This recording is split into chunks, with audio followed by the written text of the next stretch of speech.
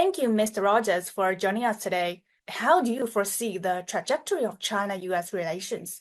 For the past 30 or 35 years, China and the US have been working together. Things have been good. Both countries have made much more money in the past 30 or 35 years. China and the US have been working well together for several years now, and both countries have been prospering and succeeding. Both countries got much, much more prosperous. I hope that will continue. Trade wars are not good for anybody, and trade wars sometimes lead to worse. So I would hope that China and America would reduce tariffs, open their borders, and have even more trade of everything. Agriculture, anything, whatever you want to trade, trade.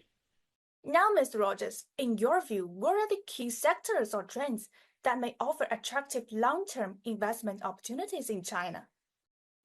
Ms. Wu, anything in China now is a good opportunity because China, 50 years ago, China had virtually nothing. So now, and China's been booming since then.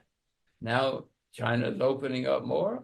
The Chinese want to see the world, and the world wants to see China. So travel and tourism has great opportunities. There are many things that have good opportunities, China, going forward. Education. I mean, the Chinese have historically been an extremely educated nation. It will be again. So there are great opportunities in education right now. Just about everything in China is a good opportunity now because, the last 100 years or 200 years, things weren't so great. Now it's time. It is China's time. China is rising. China is going to become the most important country in the world in every way, especially in commerce and trade. Mr. Rogers, looking ahead, what role do you believe people-to-people exchanges, such as educational and cultural programs, play in fostering a stable and productive relationship between the US and China? Whenever you have people-to-people exchanges, everybody learns something.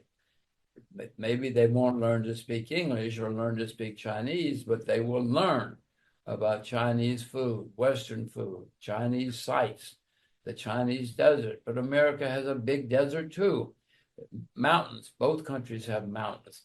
There'll be many, many sights to see. You have the Great Wall. Everybody should see the Great Wall. But it is an astonishing sight. It's been there for a long, long time, as you know. So there's a lot. And it is developing. People realize there's a lot to see in China. So there are great opportunities for people exchanges, travel exchanges, tourism, educational exchanges. Many Americans can now go to China and learn Chinese.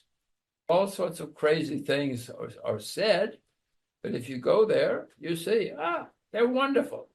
The Chinese are wonderful people. I wanted my children to know Asia, and I wanted my children to speak Mandarin. It worked. And now we all love China, and they speak Mandarin.